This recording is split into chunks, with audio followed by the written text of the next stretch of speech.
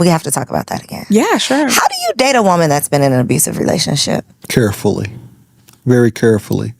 Because you don't know what to do or what not to do. And let's be honest, I'm, flawed myself. I'm a man myself. I raise my voice. I get boisterous. Men are very physical or can be physical or whatever the case may be. And so now, and you make mistakes, you feel like you got to wrestle the world. So now when you're talking to a woman who has been abused, you have to begin to understand, number one, you need to be accountable enough to understand that once you choose her, you're responsible for her. That's number one. Then number two, you have to understand that, no, it wasn't you. But if scars are still there, it is up to you to be tender around those scars. And so that was my perspective, especially as she was going through what she was going through with that church at the time when I met her. My whole idea was, okay, we're not going to kick God to the curb, but we could kick these Negroes to the curb. You know what I mean? Because I'm not here for play. I'm here for real.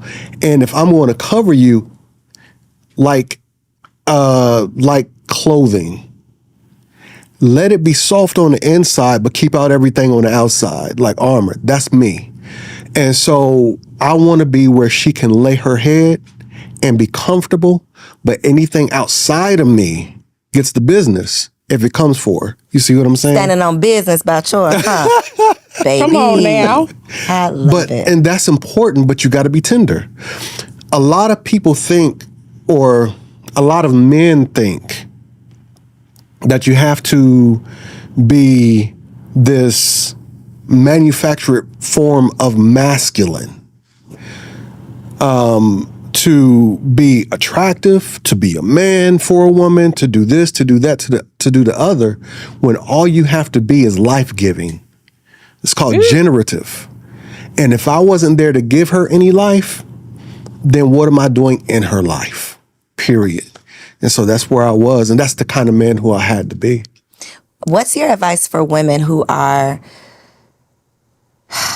rediscovering themselves? Because the woman who you have to be in an abusive relationship, the shell of yourself that you have to become in an abusive relationship versus this that you get to blossom into once you've escaped that and can settle back into who you truly are, that's a process. Yeah. So being on the other side of that process and not just being on the other side of it like you survived it, you are thriving, right? You weren't jaded so much that you couldn't trust another man. You weren't jaded so much that you could trust him, but then you ruined it. Because we'll do that too. I almost did, yeah.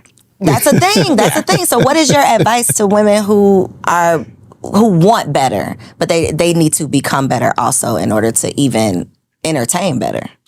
Well, it is a process. Shameless plug, the soultiesdetox.com is available. We created a process based upon that, to be honest with you. Come on, shameless plug, tell the people. And because it is, I tell people, me and Kenyon's results are not typical.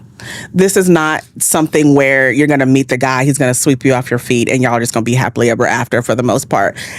Because to your point, we can ruin stuff if we're not prepared and ready for the inevitable triggers and the healing that comes on along after that. But yeah, it starts by identifying how you keep ending up in those situations to begin with. Most of the women that we've talked to, connected with, coached, counseled, what have you, have all been in multiple relationships like that, whether it was physical, emotional, or what have you.